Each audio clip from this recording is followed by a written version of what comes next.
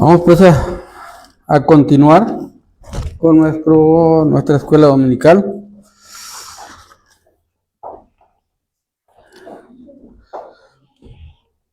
Y vamos a decir el texto que dice: ten cuidado de ti mismo y de la doctrina, persiste en ello, pues haciendo esto te salvarás a ti mismo y a los que te oyeren. Primera de Timoteo 4:16. Bien, vamos a leer en Levítico capítulo 5. No, Números. Me ando quedando atrás. Números capítulo 5.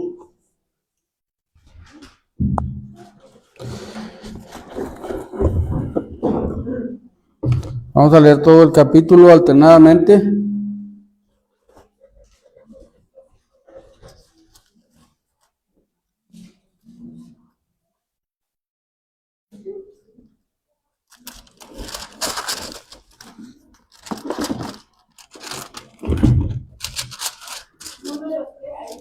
Números capítulo 5, del 1 al 31.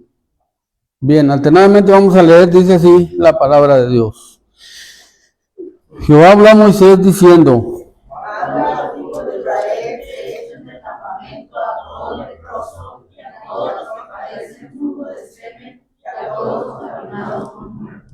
así a hombres como a mujeres echaréis fuera del campamento, los echaréis para que no contaminen el campamento de aquellos entre los cuales yo habito.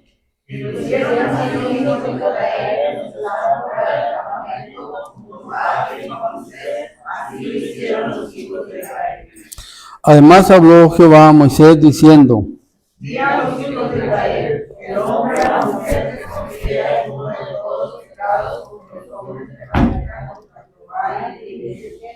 aquella persona confesará el pecado que cometió y compensará enteramente el daño y añadirá sobre ello la quinta parte y lo dará a aquel contra quien pecó.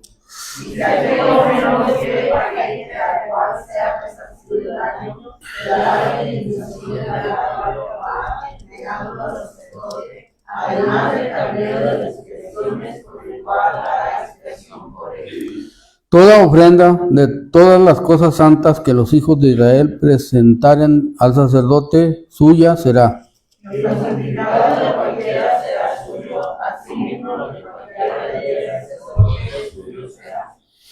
También Jehová habló a Moisés diciendo: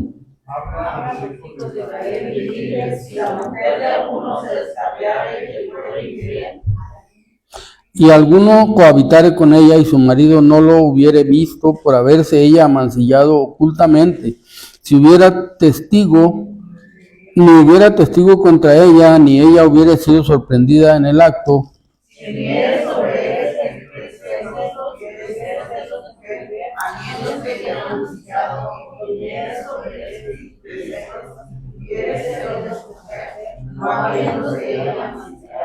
entonces el marido traerá a su mujer al sacerdote y con ella traerá su ofrenda, la 10ª parte de un efa de harina de cebada.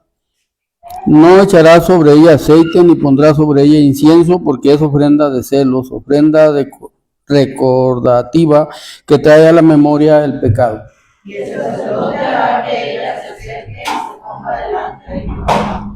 Luego tomará el sacerdote del agua santa en un vaso de barro, tomará también el sacerdote del polvo que hubiere en el suelo del tabernáculo y lo echará en el agua. Y hará el sacerdote limpiar a la mujer delante de Jehová y descubrirá la cabeza de la mujer y pondrá sobre su mano la ofrenda recordativa, que es la ofrenda de celos, y el sacerdote tendrá en la mano la y el sacerdote la conjurará y le dirá: si ninguno ha dormido contigo, y si no te has apartado de tu marido a inmundicia, libre seas de estas aguas amargas que traen maldición. Así te has descargado de tu marido y te has mancillado y ya el sacerdote conjurará a la mujer con juramento de maldición y dirá a la mujer: Jehová te haga maldición y execración en medio de tu pueblo, haciendo Jehová que tu muslo caiga y que tu vientre se hinche. Y estas aguas serán maldición entre las extrañas, hagan manchar tu vientre y caiga tu muslo, y la caerá. Amén. Amén. El sacerdote escribirá estas maldiciones en un libro y las borrará con las aguas amargas.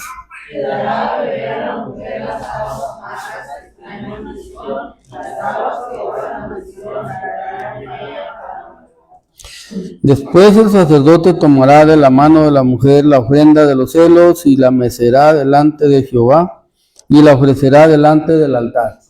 Tomará el sacerdote un puñado de la ofrenda mejor que tenía, y lo dejará sobre el altar, y después dará a beber las aguas a la mujer. Le dará pues a beber las aguas, y si fuere inmunda y hubiere sido infiel a su marido, las aguas que obran maldición entrarán en ella para amargar, y su vientre se hinchará y caerá su muslo, y la mujer será maldición en medio de su pueblo. Mas la mujer no fue inmunda, y estuviere limpia, y tenga la ley. Esta es la ley de los celos, cuando la mujer cometiere infidelidad contra su marido y se amancillare.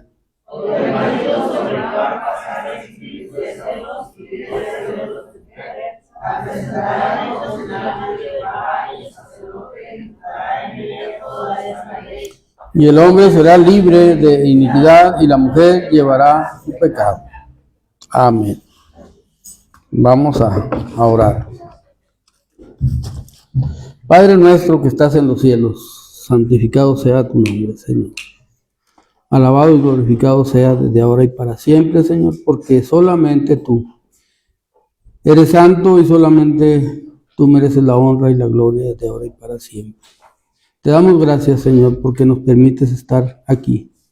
Y te damos gracias porque nos permites conocerte y también irte conociendo más cada día a través de tu palabra. Te damos gracias porque en ella nos revelas muchísimas cosas que pues de otra manera sería muy difícil, Señor, pero sabemos que tú pues tienes todo preparado, todas las herramientas que necesitamos tus hijos para saber cómo vivir la vida, cómo testificar, cómo comportarnos ante la sociedad, ante el mundo. Pues te damos muchas gracias por eso, Señor, pero también te pedimos, Señor, que nos ayudes porque el enemigo acecha y porque la carne es débil, como dice tu misma palabra. Tú se lo dijiste a tus apóstoles, viendo su condición y teniendo compasión de ellos. Sabemos que así la tienes de nosotros también cada día, y por eso pues acudimos a ti para que tú nos sigas guiando, para que tú nos sigas fortaleciendo con tu espíritu, con tu palabra cada día, Señor. Pero ayúdanos, Señor, para aprender a depender de ti y de tu palabra, porque sabemos que esa es la forma. Tú se les dijiste también a tus discípulos y nos dejaste eso a nosotros, que es necesario permanecer en ti. Ayúdanos para que cada uno de nosotros, los que estamos aquí, tengamos esta idea, este propósito, este pensamiento, Señor, y en base a eso vivamos nuestra vida delante de ti para hacer tu voluntad. Pues te pido que nos enseñes por tu palabra, que a través de ella nos des bendición a cada uno de los que estamos aquí, que podamos animarnos verdaderamente, Señor, cada día para ir emprendiendo, dando más pasos de fe, de entrega y de servicio a ti y a toda la humanidad, donde nos pones cada día. Te pedimos, Señor, que así como nos has traído, Señor, con bien, también podamos salir aún más edificados por tu palabra y verdaderamente pues tener nuestra atención puesta en ti, Señor. Prepara nuestra mente, nuestro corazón. Da bendición en cada uno de los que estamos aquí, los que van a escuchar, los que vamos a escuchar esta palabra, Señor. Te pedimos que te manifiestes, que obres también en nuestro diario vivir, pero también en toda tu iglesia, en todo lugar, Señor. Te pedimos que tú sigas obrando, Señor. Sabemos que estamos en tiempos de mucha guerra, Señor, contra el enemigo. Toda tu iglesia está en este conflicto, pero también sabemos que nuestro capitán es invencible. Ayúdanos, Señor, para estar confiando en Cristo en todo momento de nuestra vida y esperar en ti, Señor, para que tu propósito se cumpla en cada uno de nosotros. y perdónanos, Señor, todas nuestras faltas. Te lo pedimos en el nombre y por los méritos de Cristo Jesús nuestro Salvador. Amén. Bueno, pues vamos a... Esto es un tema medio,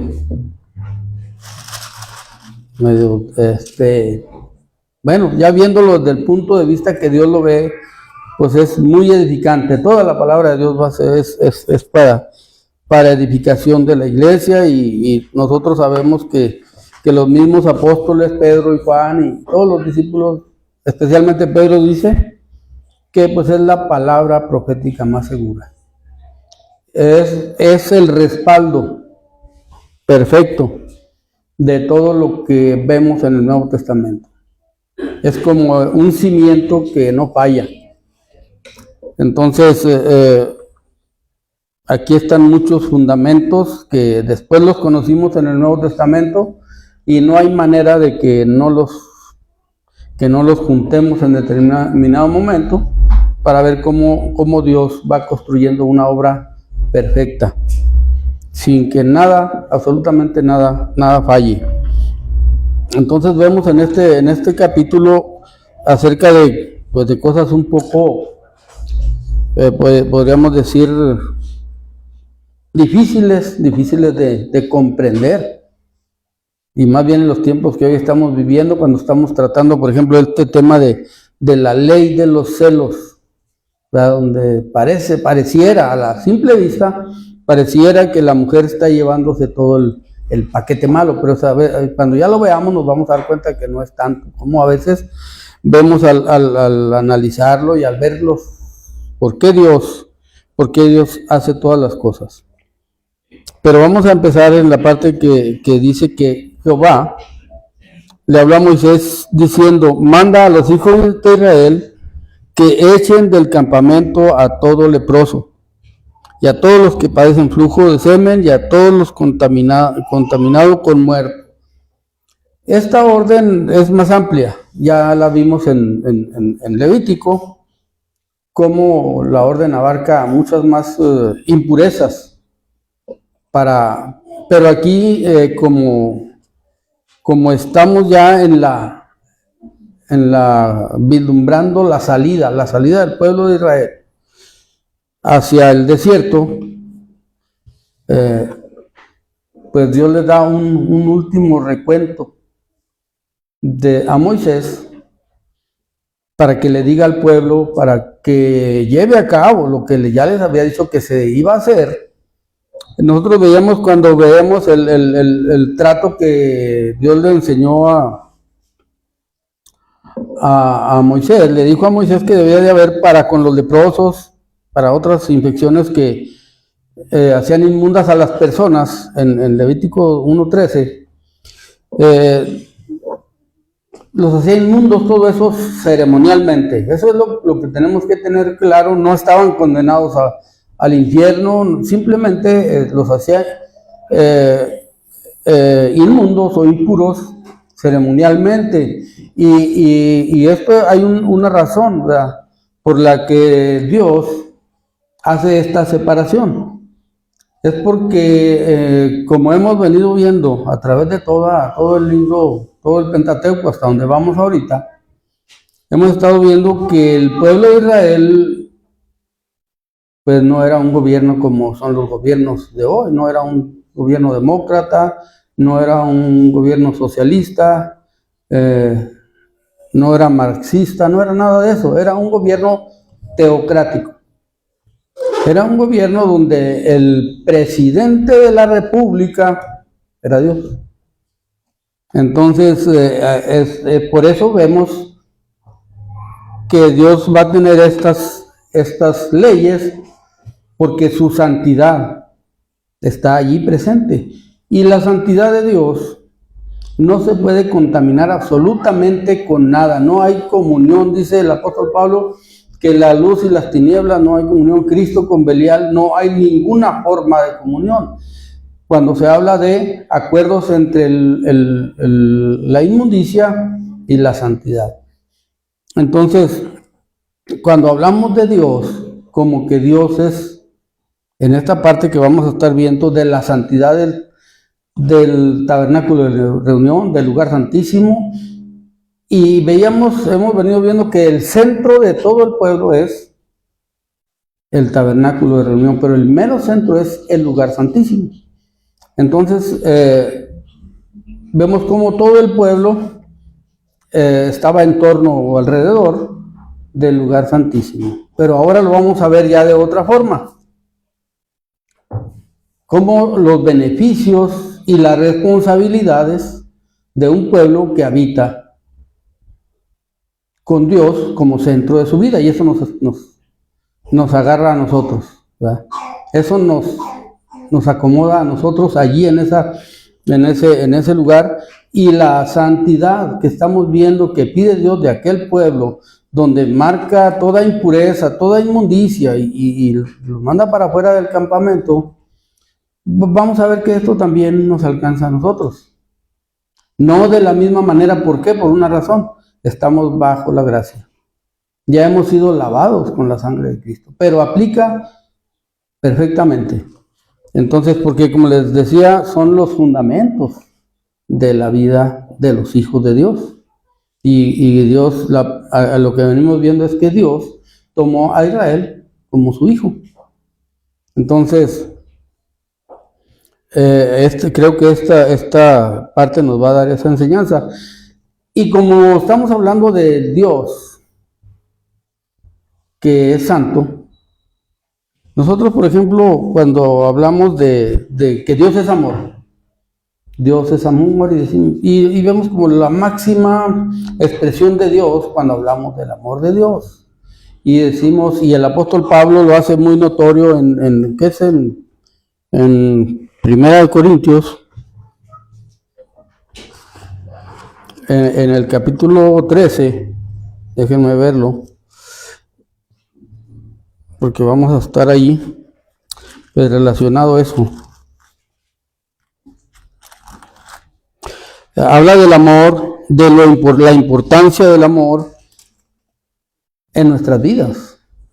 ¿Por qué? Porque nosotros, toda la gente, somos capaces de declarar amor. Todos. Claro, no a toda la gente, pero somos capaces de declarar amor. Entonces, el apóstol Pablo dice acerca del amor, dice la importancia, lo importante que es el amor. Dice que aquí en 1 Corintios 13, dice: si yo hablase lenguas humanas y angélicas y no tengo amor, vengo a ser como metal que resuena o como címbalo que retiñe. Y si tuviese profecía y entendiese todos los misterios y toda ciencia, y si tuviere la fe de tal manera que trasladase los montes y no tengo amor, nada soy. Vemos que el amor tiene la preeminencia. Y si repartiese todos mis bienes para dar de comer a los pobres, y entregase mi cuerpo para ser quemado y no tengo amor, de nada me sirve, dice el apóstol Pablo. El amor es sufrido, es benigno, el amor no tiene envidia, el amor no es jactancioso, no se envanece. Esta es la identificación del amor, hablando del amor que es Dios. El amor es sufrido, es benigno, no tiene envidia, el amor no es jactancioso, no se envanece, no hace nada indebido, no busca lo suyo, no se irrita, no guarda rencor. No se goza de la injusticia, mas se goza de la verdad. Todo lo ve, todo lo cree, todo lo sufre, todo lo cree, todo lo espera y todo lo soporta. Ese es el amor de Dios. No hay otro amor. Nosotros no tenemos ese amor. Debemos de buscar estar conectados con ese amor de Dios. Porque ese amor nos puede llevar a amar a todos los que nos rodean.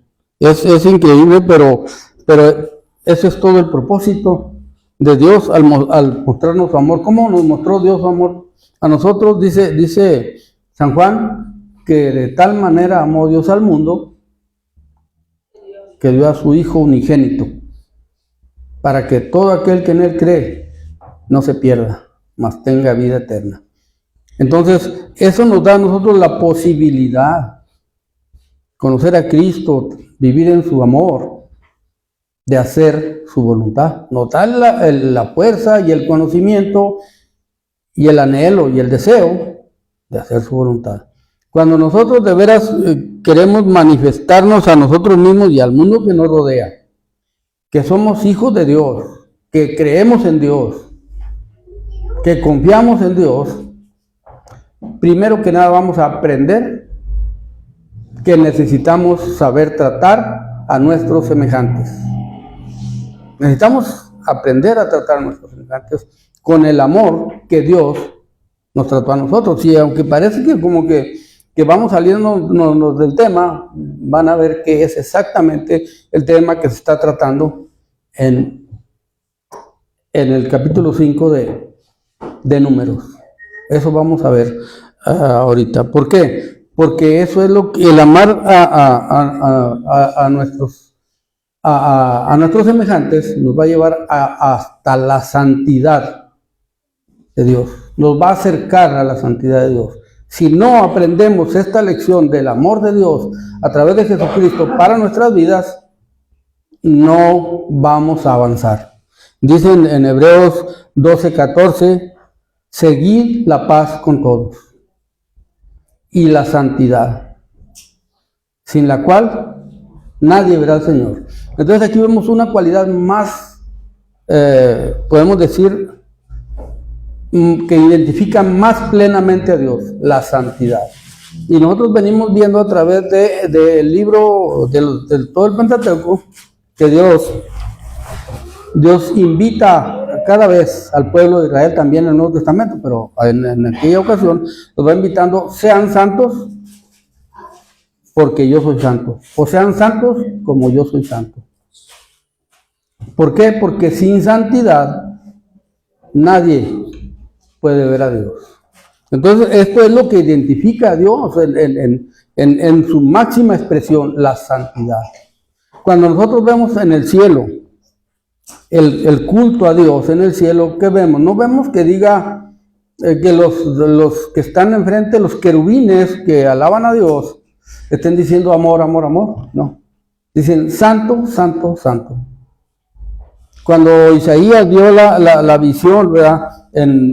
Cuando estaba profetizando, dice que él, dice, yo vi sentado,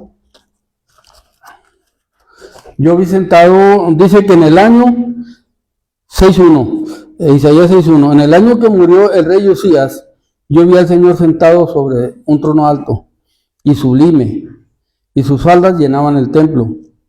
Por encima de él había serafines, cada uno tenía 6 alas, con 2 cubrían sus rostros, con 2 cubrían sus pies, y con 2 volaban. El uno al otro daba voces diciendo: Santo, santo, santo, Jehová de los ejércitos, toda la tierra está llena de su gloria. Entonces, ¿qué estamos viendo? La santidad. ¿Quién es Dios? Es santo, es inmaculado, es perfecto. No hay nada que iguale a la santidad de Dios. Y cuando hablamos de nosotros, hablamos de la santidad que Dios pide de nosotros. Habla de personas que se apartan del mundo para acercarse a Dios. Y el acercarnos a Dios nos hace santos. Es una santidad que es la misma de Dios en nosotros, pero esa santidad la tenemos nosotros que valorar, respetar y testificar de ella con nuestra vida, con nuestros hechos, donde quiera que vayamos. Entonces, es una cosa muy, muy importante lo que está sucediendo en el campamento. También en Apocalipsis dice, en Apocalipsis 4, creo que es 4:8,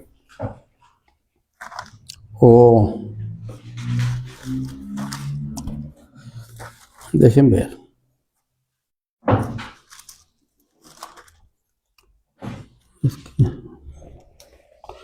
Dice en Apocalipsis 4:8, y los 4 seres vivientes éramos una visión como la que vio Isaías. Vamos a pensar algo semejante, pero ya lo estamos viendo en el Apocalipsis. El primer ser viviente era semejante a un león. Bueno, en el 6 dice: delante del trono había como un mar de vidrio, semejante al cristal. Junto al trono y alrededor del trono 4 seres vivientes llenos de ojos delante y detrás. O sea, era algo que nada se escondía de su presencia. El primer ser viviente era semejante a un león, el segundo era semejante a un becerro, el tercero tenía rostro como de hombre y el cuarto era semejante a un águila volando. Y los 4 seres vivientes tenían cada uno 6 alas y alrededor y por dentro y estaban llenos de ojos y no cesaban de día y de noche de decir: Santo, Santo, Santo es el Señor Dios Todopoderoso, el que era, el que es y el que ha de venir. Entonces, este Dios que estamos viendo en Isaías y en Apocalipsis, esta santidad es de la que vamos a hablar aquí, de la santidad de Dios en el lugar santísimo, pero que abarcaba todo el campamento de esa santidad, donde no debía de haber, no debía de haber nada inmundo. ¿Por qué? Porque la santidad de Jehová llenaba todo. Estaba con el pueblo y el pueblo estaba en la santidad de Dios. Entonces, hay una razón por la que no debían de estar, y eso lo hemos venido viendo, porque si no obedecían, y precisamente este capítulo de Números nos habla de cómo Él es. Eso lo vamos a ver cuando veamos la ley de los celos. ¿Quién es el juez en el juicio contra la mujer acusada de adulterio? Y el juez, el dictamen, aquí vamos a ver que el que lo da no es el sacerdote, no es Moisés, es Dios. Dios es el juez, el que juzga estos casos es Dios. Entonces, precisamente por eso estamos viendo acerca de lo delicado que era la situación en el pueblo de Israel para que hubiera alguien contaminado, ya sea se arrimaba un muerto, un sacerdote mismo. Si se acercaba a un muerto, tenía que cumplir 7 días de inmundicia, separado del tabernáculo de reunión. También en determinado momento tenía que aislarse totalmente o incluso salir del campamento. Y lo vemos en el juicio que Dios le hace a María. Cuando María y Moisés, María y Aarón, murmuraron contra Moisés, bueno, eso lo vamos a ver más adelante, pero aquí vamos a recordarlo. Empezaron a criticarlo, ¿verdad? A Moisés, murmuración. Entonces, María quedó llena de lepra. Y le dijo a Aarón: perdona María. Y Moisés le clamaron a Dios. Y le dijo: 7 días se van a parar todo el pueblo hasta que María cumpla la condena de su inmundicia. ¿Verdad? Entonces, estaban ante un Dios santo, y esto más que todo eran lecciones. ¿Y por qué eran lecciones tan fuertes? Hay una razón. Miren, el pueblo de Israel estuvo 430 años, bueno, vamos a decir 400 años en la esclavitud en Egipto. Cuando ellos entraron, José era un ferviente servidor de Dios, de los más sobresalientes, podemos decir, en toda la Biblia, aparte de Cristo Jesús nuestro Salvador. Es uno de los más sobresalientes en toda la Biblia. Bueno, por la situación del testimonio de José, que Dios usa siempre todas las cosas perfectamente, ellos entraron a Canaán, a Egipto, pero entraron con privilegios. Venían de tener hambre, de no tener para comer, y Dios los llevó a la tierra de Gosén, una de las partes más buenas de Egipto para que vivieran. Y vemos que entraron conociendo a Dios, pero cuando pasaron esos 400 años, el pueblo de Israel ya no conocía a Dios.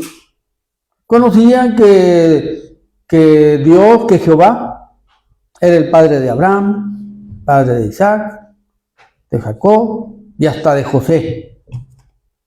Pero para el tiempo aquel, había poca gente en Israel que se acordaban de quién es Jehová, de cómo los había traído a Egipto para beneficiarlos, pero ellos se alejaron de Dios, yéndose a las prácticas de los egipcios, a la idolatría, y entonces traían una confusión completa de quién es Dios. No lo conocían. De hecho, no, entendiendo más bien las cosas, la mayoría de los israelitas no conocían a Dios. Entonces, aquí cuando vemos estas instrucciones, Dios le está dando instrucciones a parvulitos, a personas que tenían 1 año y feriecita, 1 año y 1 mes pasaditos, tenían de que habían conocido a Jehová. Entonces, a veces nosotros, nos ponemos a hacer juicios de situaciones, pero cuando analizamos bien las cosas nos damos cuenta que ellos traían muchos dioses, muchos ídolos en su corazón, en su vida, en su mente. No solo fue influencia de Egipto, ellos ya lo traían. No, de hecho es Egipto. Es la influencia de Egipto la que ellos traían. No se puede marcar de más atrás porque el que los trajo fue Dios y José era el representante del pueblo de Israel. Entonces, puede ser que sí, puede ser que no, porque la idolatría siempre estuvo presente. Nosotros sabemos que entre las 2 esposas de Isaac, pues una era idólatra, que era Raquel, de Jacob. Las 2 esposas de Jacob. Bueno, eran 4. Pues, ¿por qué se llevó los ídolos? ¿Sería por chiste o...? Yo siempre he pensado que porque eran de oro y... No. Si porque fueran de oro, que fueran de lo que sean, eran ídolos. O sea, de cualquier manera, ella tenía el sentido de la idolatría. A lo mejor no los adoraba, y a lo mejor en realidad sí era interés del dinero, de lo que valían, pero bueno, llevaba los ídolos. Entonces, y se los robó de pilón. Entonces, sí hay bases como para pensar que podrían seguir practicando idolatría, pero no es a esa. Si existe, esa no es a la que se refiere la Biblia cuando habla. Ellos, los judíos, dan testimonio de su propia idolatría en el camino, ellos meros.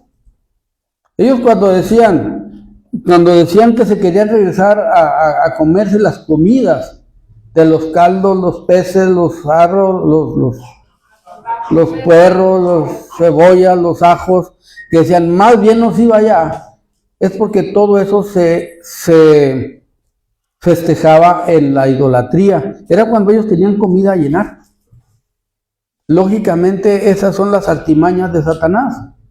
Para tener más adeptos, pues a los esclavos denles latigazos para que trabajen. Pero el día que se trata de nuestros dioses, denles comida. Que coman lo que quieran. Entonces ellos aprendieron a que el día de adorar a los dioses era día de mucha comida, de fiesta, de todo. Y eso lo traían en su mente, desde niños. Digo, por eso fue la religión. Pues algo de ese efecto tiene la reliquia, definitivamente. ¿Cómo? Los tamales. No, bueno, miren, es que nosotros podemos comer asado de puerco. Los tamales del 12. No hay problema. Los tamales del 2 de febrero. Es lo mismo. Es exactamente lo mismo. Pero son los tamales del 2 de febrero, son las reliquias de los ídolos que se hacen. Todo, hasta la rosca de reyes. ¿Por qué? Porque es parte de idolatría. Pero todo eso entra allí. Pero si alguien en su casa quiere hacer tamales cualquier día, esos son tamales. Si quiere hacer un guisado de puerco parecido al que se hace, digo, no andar preguntando qué le echaste a toda la reliquia que hiciste, porque eso sí sería también entrar casi en esa práctica. Pero hacer un asado de puerco cualquier día se puede comer. Un cristiano lo puede comer. Lo que no se vale es si está dedicado a un ídolo. Y Y no necesita hacer tamales, son muchas cosas las que... El pan de muerto, yo les voy a decir una cosa, de mi persona, ni pan de muerto ni rosca de reyes. Entonces, ¿por qué? Porque tiene los tintes de la idolatría. Tiene todos los tintes de la idolatría. Pero eso es la conciencia de cada uno, la convicción de cada quien, lo que cada quien está buscando de Dios o lo que cada quien está buscando para la carne. Eso es de cada quien. De eso no se necesita ni siquiera preguntarme, que dice la Biblia, no preguntes lo que cuando compras. Así es que si una vaca que venden en la carnicería se le dedicaron a San Judas, no importa, nomás no hay que preguntar, porque además nadie va a preguntar. Entonces allí sí ya no hay ningún problema. Pero sí son cosas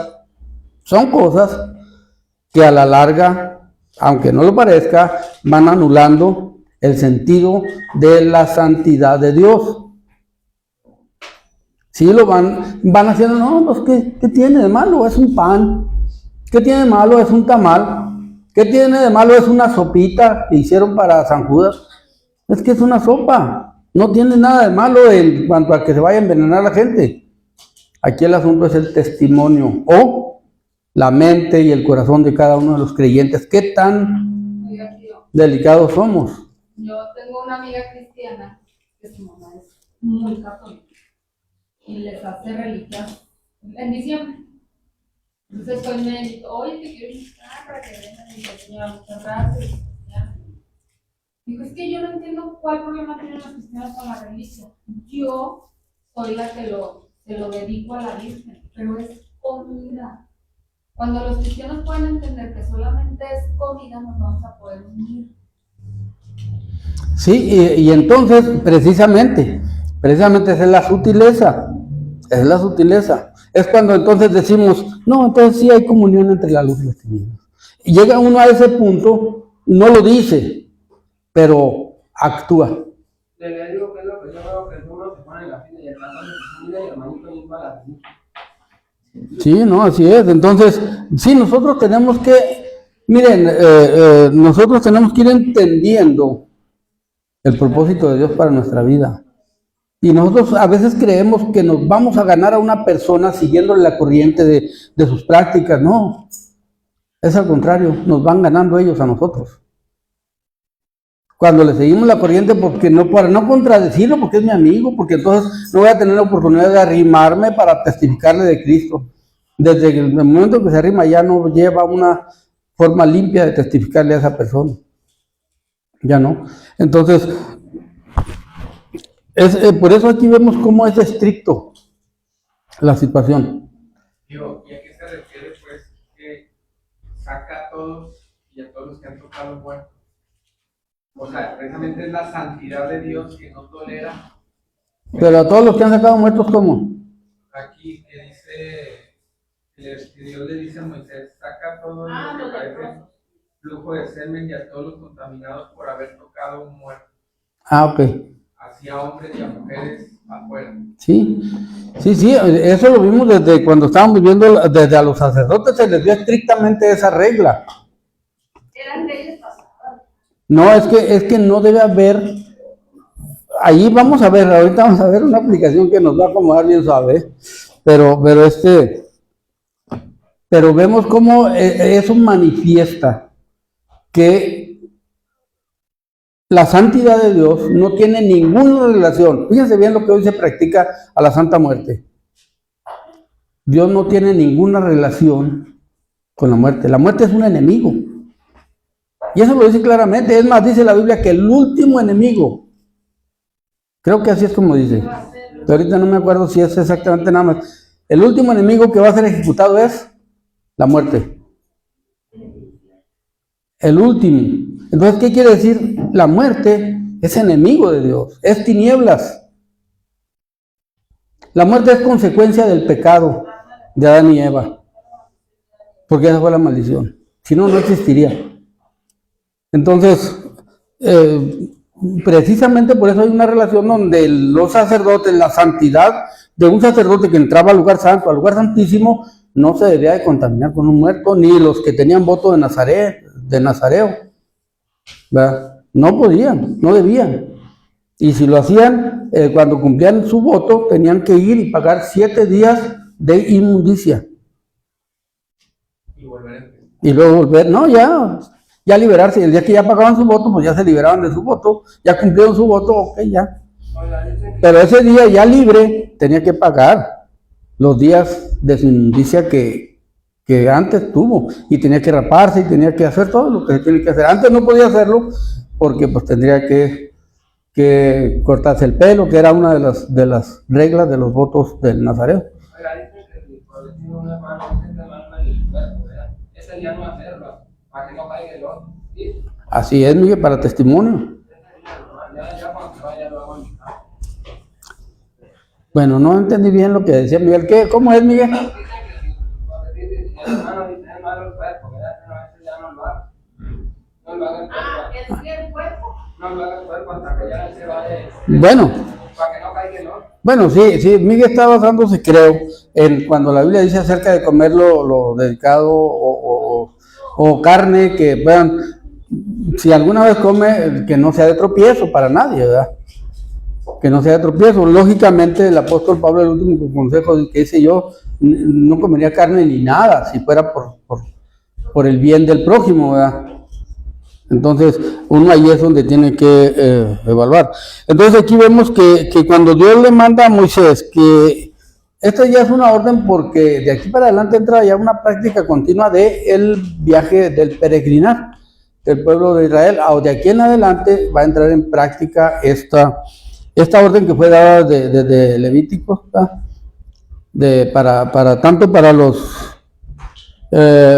los leprosos, como en el capítulo 15 de Levítico, para los que tienen flujo de semen, y de hecho esta palabra dice la escuela, un maestro de la escuela hebrea dice, esta palabra no es así, no se traduce así, porque no se trata nada más del hombre, se trata de todos los fluidos hombres y mujeres.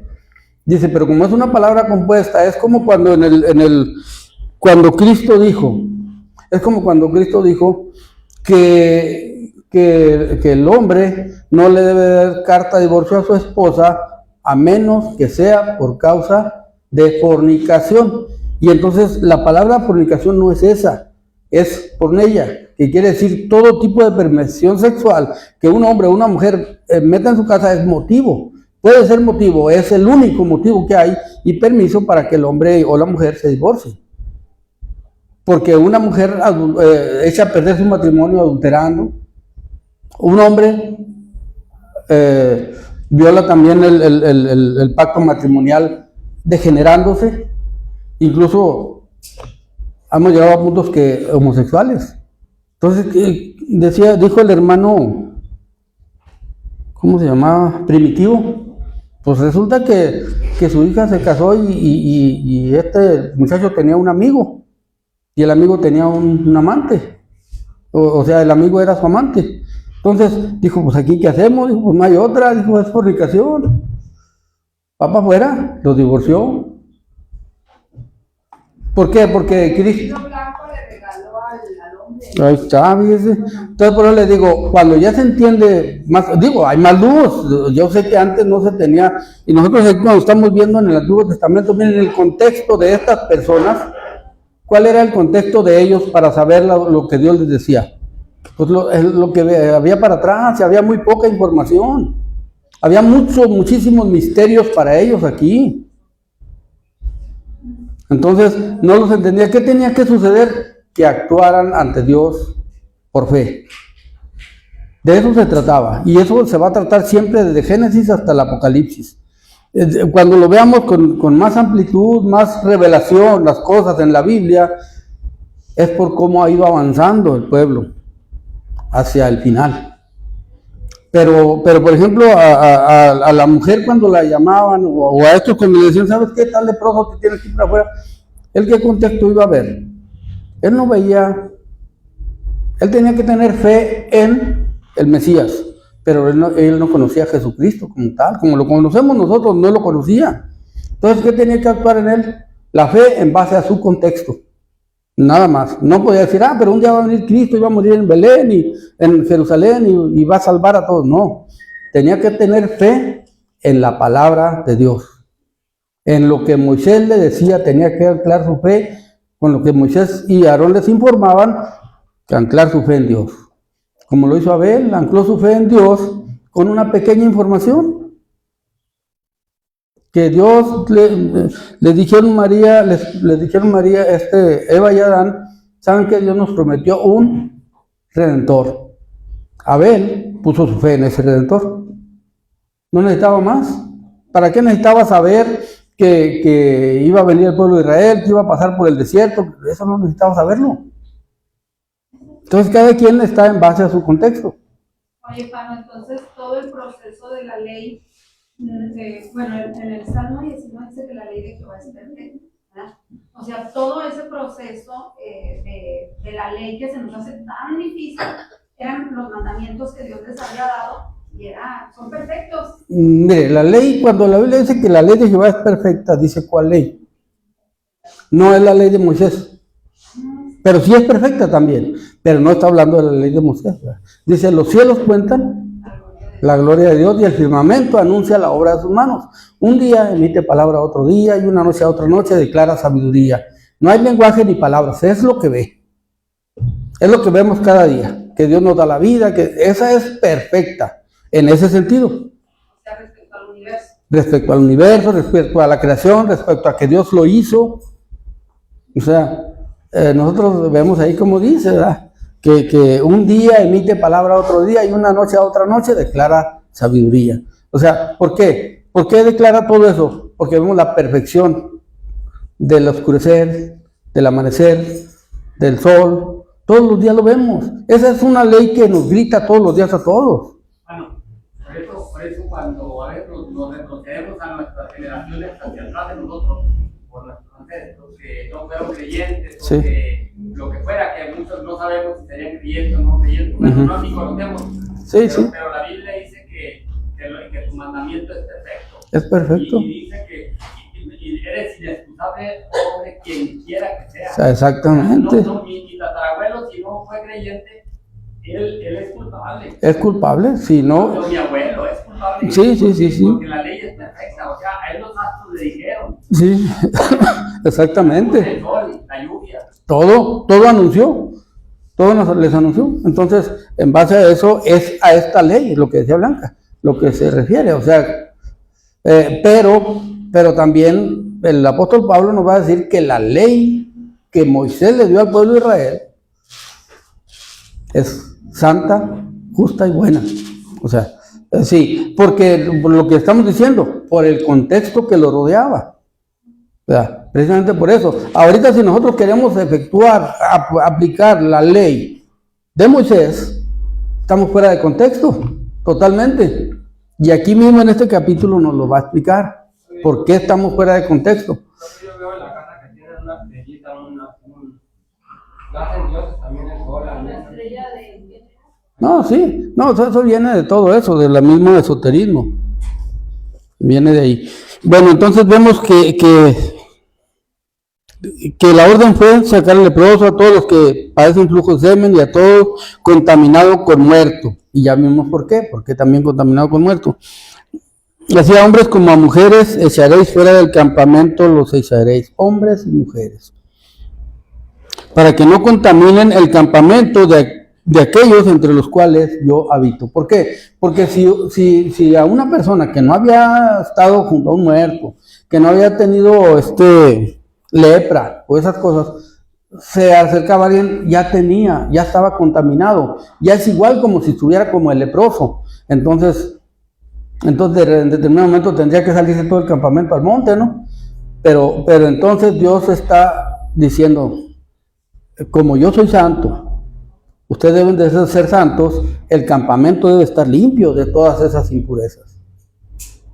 Y es curioso que veamos esto, ¿verdad? Porque nosotros ahora podríamos hasta tener un poco de jactancia con tanto privilegio que tenemos comparado con los que ellos tenían, pero ellos tenían los privilegios, perfectamente los privilegios que necesitaban, no tenían menos en el sentido porque había, como les decía ahorita, un contexto mucho más corto que analizar, solamente tenía que entrar en una sola palabra, que se llama fe. Eso era. ¿Y qué estaba pasando? Como les decía ahorita, eran parvulitos, estaban empezando, estaban conociendo a Jehová.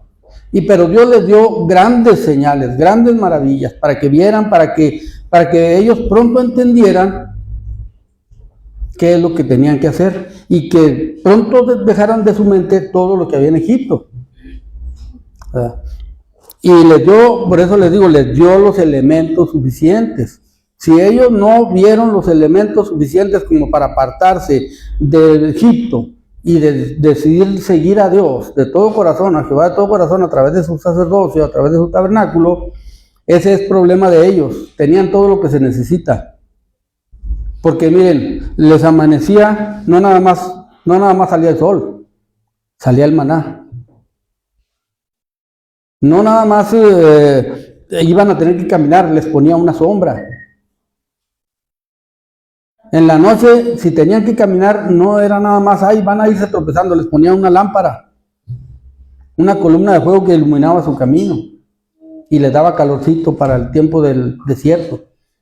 Entonces, tenían todo lo que necesitaban, no les faltaba absolutamente nada. Por eso, cuando vemos aquellas situaciones, decimos, bueno, no tenemos, a veces no podemos decir, no tenemos el privilegio que ellos tenían. ¿Por qué? Porque tenían a Jehová como el juez, como el que los cuida y que está ahí junto con ellos. Pero cuando vemos nuestra situación nos vamos a dar cuenta que estamos perfectamente, exactamente igual que ellos, con todos los beneficios y hasta un poquito más de los beneficios que ellos tenían. Entonces, pero vamos a pensar que nosotros hoy estuviéramos en el campamento del pueblo de Israel, que digo, eso nos va a dar una enseñanza, porque ¿cómo sucede o cómo se ve hoy la iglesia? Vamos a compararlo con el campamento del pueblo de Israel, ¿verdad? ¿Cómo se veían todos estos inmundos, los de leproso? ¿Qué tanto se podía esconder el leproso para que nadie viera su lepra, su pecado? Porque la lepra representa, tipifica lo que es el pecado en nosotros, la corrupción del pecado en el ser humano. Entonces, ¿qué tanto batallaba Moisés o los sacerdotes para saber quién era digno de que lo echaran fuera del campamento? Pues nomás verlo.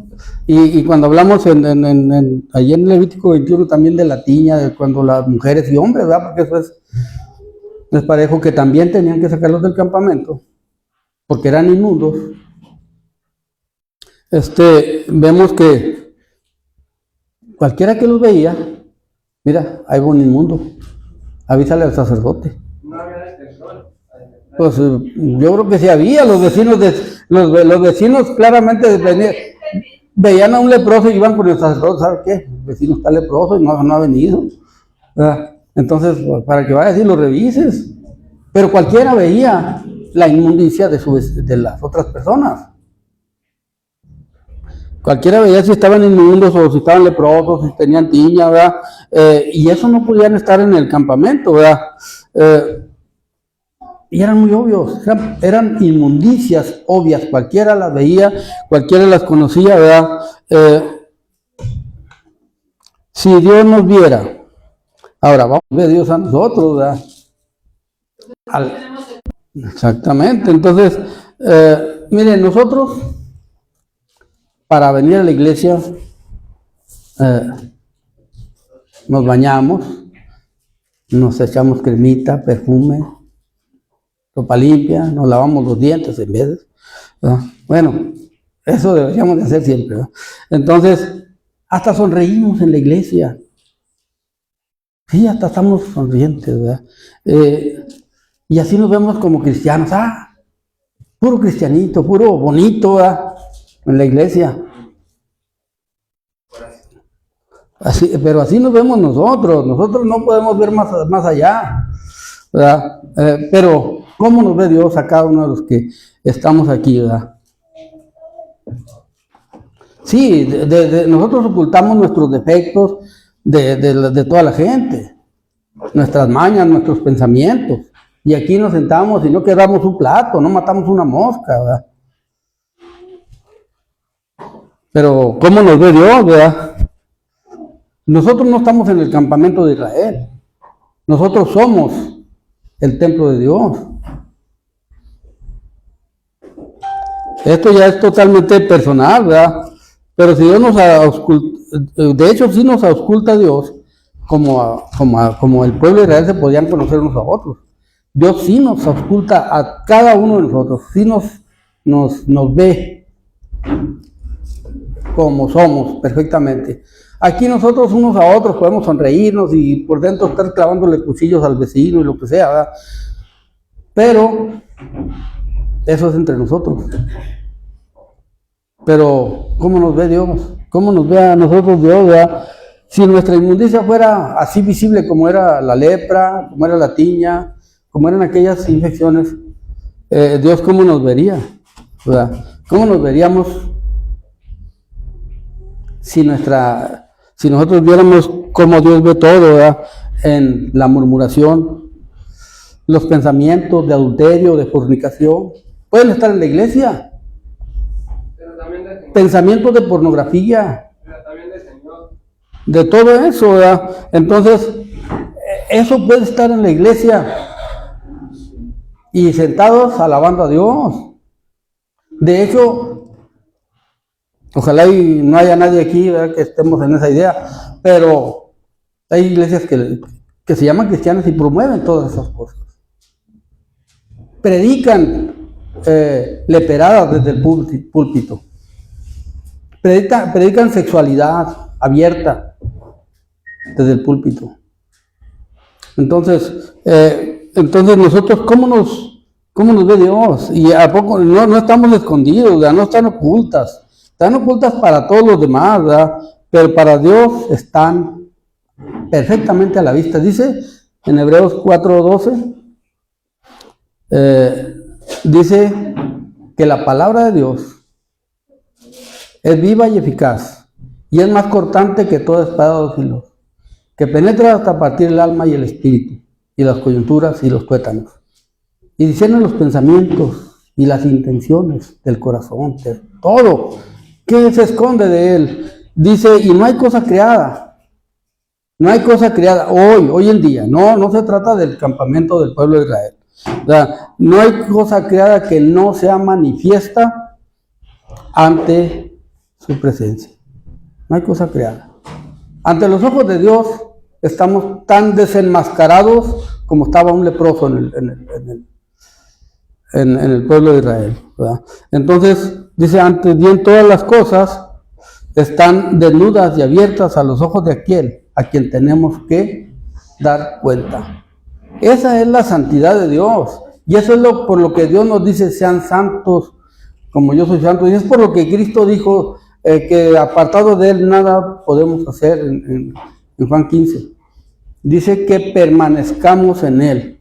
Se trata de una permanencia continua. ¿De qué? ¿Cómo? Del pensamiento, de la actitud, del comportamiento ante las personas. Eso es todos los días, a toda hora, en todo momento. Eso es lo que se podría llamar santidad. Si Dios nos juzgara en base a lo que ve en nosotros, todos, así como dice la Biblia, como dice Romanos, ¿verdad?, todos pecaron y están destituidos de la gloria de Dios. Pero uno nomás ve que la borracha,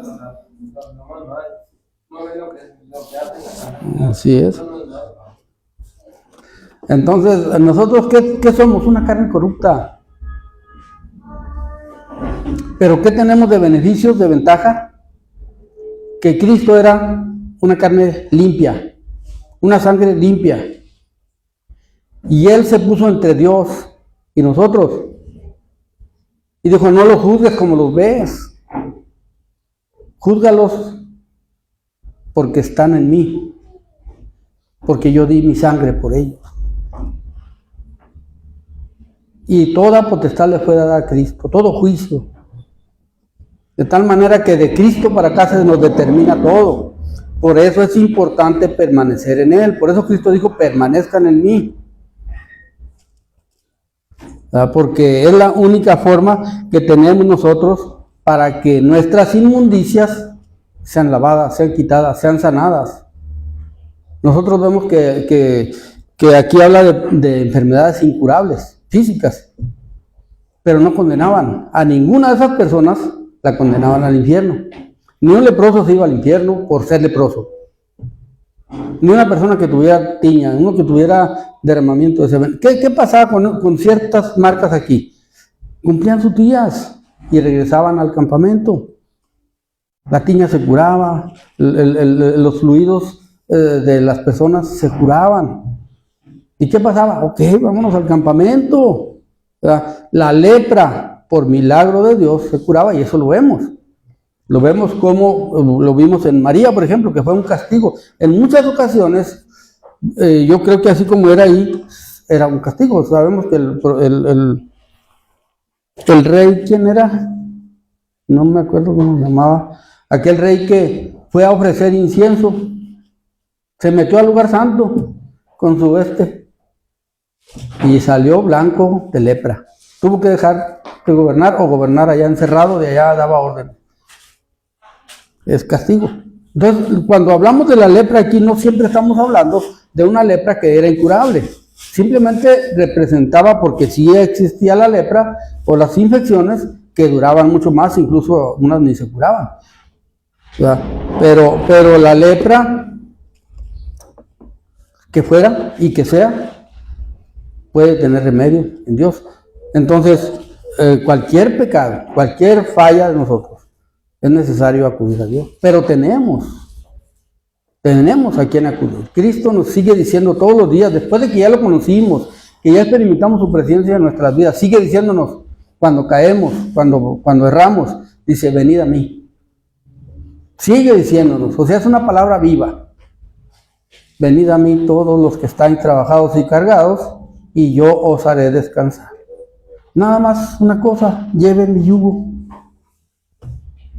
y aprendan de mí, que soy manso y humilde de corazón, y entonces van a hallar descanso para sus almas. Hallaréis descanso para vuestras almas, porque mi yugo es fácil y ligera mi carga. ¿Por qué es fácil? ¿A poco es fácil para nosotros llevar el yugo de Cristo? No, es fácil porque Él está con nosotros.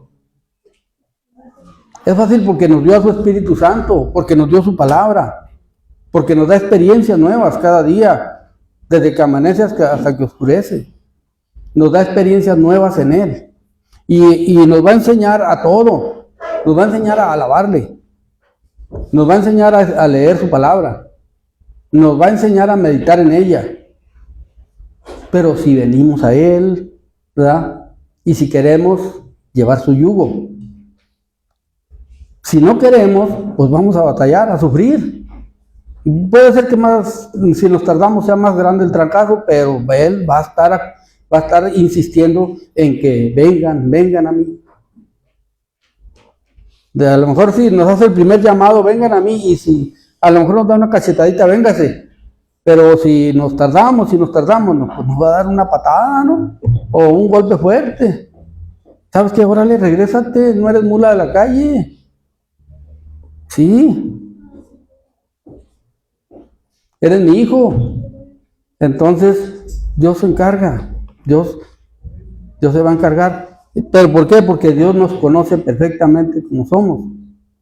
Y Dios dice, si quieres, ok, vente a la santidad a la que te pido que te acerques, pero pues va a haber una corrección. Va a haber una disciplina como la que estamos viendo, que está viendo para estas personas en estos lugares. Entonces vemos que dice en el versículo 4, y lo hicieron así los hijos de Israel y le echaron fuera del campamento, y los echaron fuera del campamento, como Jehová dijo a Moisés, así hicieron los hijos de Israel. Esta ya es la preparación, ¿no? Que ya de aquí en adelante todo el camino afuera del campamento. Y nosotros vemos que todavía esas reglas siguen, también en lo físico. Miren, cuando hay alguna, ¿cómo se llama ahora cuando vino el COVID? Una pandemia, una peste que les decían antes, no sé si sea lo mismo. Siempre hay eso. Hay que aislar a las personas para evitar el contagio. Eso es normal. No era que los aventaban allá, métanse a ver dónde pueden, no. Sus familiares, por lógica se entiende, les prepararon un lugar, ¿sabes qué? Usted aquí te voy a traer a comer, mira, ahí te lo voy a dejar a 50 metros tu plato de comida, para que vayas, para no contaminarse, lógicamente, para que no me contamines, ¿verdad? Pero era como un tipo, como el fundamento, vamos a pensar, de un tipo de lo que hoy son los hospitales, los centros de rehabilitación. Siguen existiendo. O sea, si nosotros vemos que haya un loco que anda en la calle, ¿qué hacemos? Lo que hacían los sacerdotes, ¿sabes que hay un leproso ahí en la esquina? Pasaban que hay una persona que está haciendo mucho daño ahí en la cuadra, vamos a la policía. Lo hemos hecho. Lo hemos hecho, ¿verdad? Dice que la Biblia había un doctor, se llamaba Pablo. ¿Cómo? Pablo era el doctor. Lucas era el doctor. Entonces, esas reglas de sociales, podemos decir, y de salud, Dios las estableció, se están llevando a cabo todavía ahorita, en muchas cosas. Y eso es lo que vemos que está sucediendo en el mundo. O sea, pues hay un loco que anda en la calle. El otro día me decía Azarel, porque nos encontramos a un señor que es de esos que andan en la calle, pero es de esos que hacen daño a los carros y a la gente.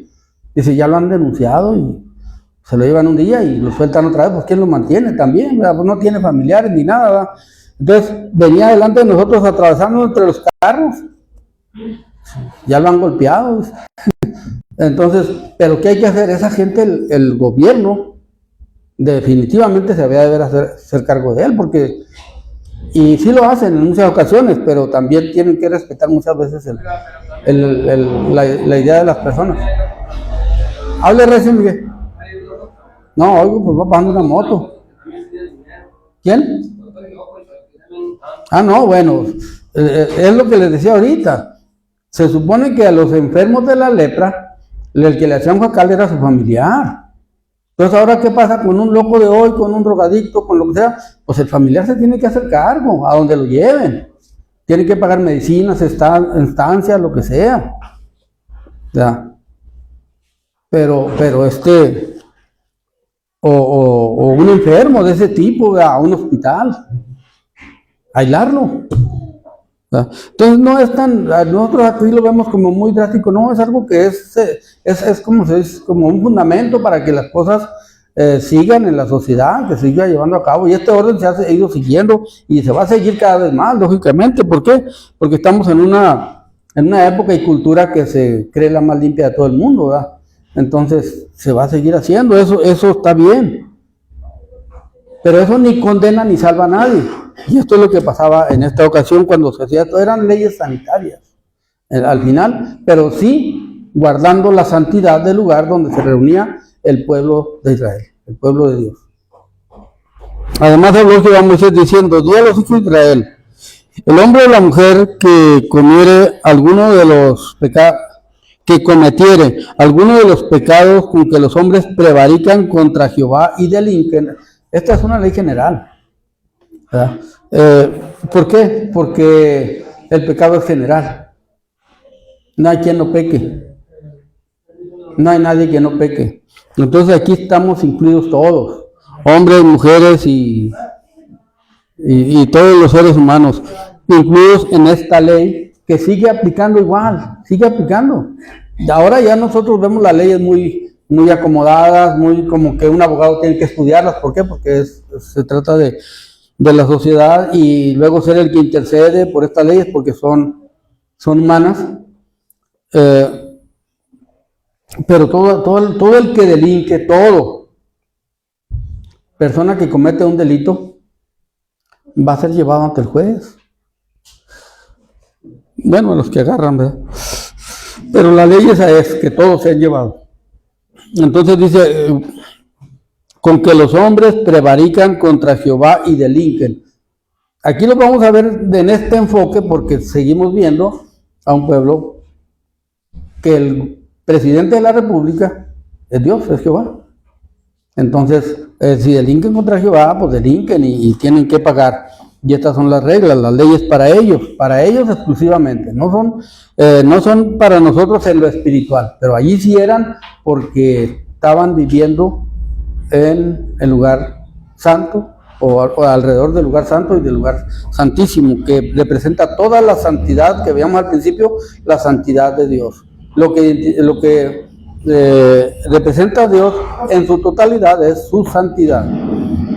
Entonces, aquella persona confesará el pecado que cometió y compensará enteramente el daño y añadirá, y eso lo vimos también en Levítico 21, enteramente, creo que es el capítulo 21, enteramente el daño y añadirá sobre ello la quinta parte y le dará a aquel con quien pecó.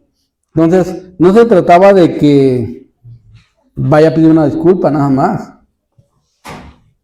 No se trata de eso. Y no se trata de eso hoy tampoco. Cuando se hace daño a una persona, en su vida, en su persona, en su economía, se trata de pedir disculpa. Pero como cristianos, nosotros como cristianos, tenemos que entender otra forma que el mundo, por las leyes regulares, tiene que entender. Nosotros sí tenemos también un gobierno teocrático. Nuestro gobierno es Dios en Cristo Jesús. Como nos da todos los beneficios, también la justicia se cumple en Cristo Jesús, nuestra justicia. Él es nuestra justicia y es nuestra paz. Entonces, nosotros aquí, como yo les decía ahorita, nos podemos ver a unos a otros muy sonrientes y bañados y cambiados y peinados y lo que sea, bueno. Entonces, pero, como dice el dicho, caras vemos, corazones no sabemos, pero Dios sí sabe.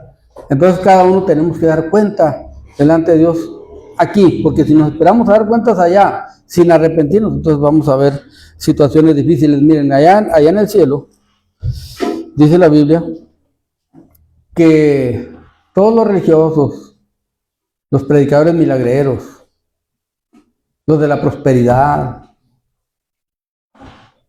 todo tipo de sectas que se creen cristianos, todos vamos a comparecer delante de Dios. Y uno le van a decir, Señor, pues yo me mandaste a William, lo seguí. No, pues no me acuerdo de William, fíjate, no lo conozco. No lo mandé. No, pues mírate, yo seguía a Nazón. Nazón era el profeta que representaba a Aarón en la tierra, ¿verdad? No, Aarón no tenía ni un representante. Él tipificaba a Cristo, pero él no tenía ni un representante. Pero no tenía ni un... No lo conozco. Señor, pero pues yo vivía en la santidad que él predicaba. No era la santidad que yo pido. No era. No es la santidad que se pide en la Biblia. Y así sucesivamente los mormones van a decir ahí, no, pues fíjate, pues no te acuerdas que le mandaste a José Smith que nos predicar el evangelio allá en América. Pues yo soy americano, pues yo nomás dile a José Smith que aquí estoy. No, pues ese José Smith no lo conozco, no está aquí. No está aquí José Smith, ¿cómo le hacemos? No, pero ¿cómo no va a estar? Si tú le revelaste, le diste tablas de oro, le escribiste en oro las reglas que él nos enseñó. No fui yo. No fui yo. No lo conozco a él ni te conozco a ti. ¿Por qué? Porque equivocaron la santidad de Dios y la cambiaron por un velo equivocado, por una persona equivocada, por una persona engañada, negociante, comerciante. Sí. Llenos de anhelos de fama, de reconocimiento. ¿Y qué usaron? La Biblia, la palabra de Dios. Señor, pero pues si la Biblia, esa persona, con la Biblia me enseñó esto, te lo enseñó mal. No, yo nunca dije que mandé a mis hijos a que sean ricos en la tierra, a que sean famosos en la tierra, no. No, yo los mandé, les pedí que sean mansos y humildes de corazón.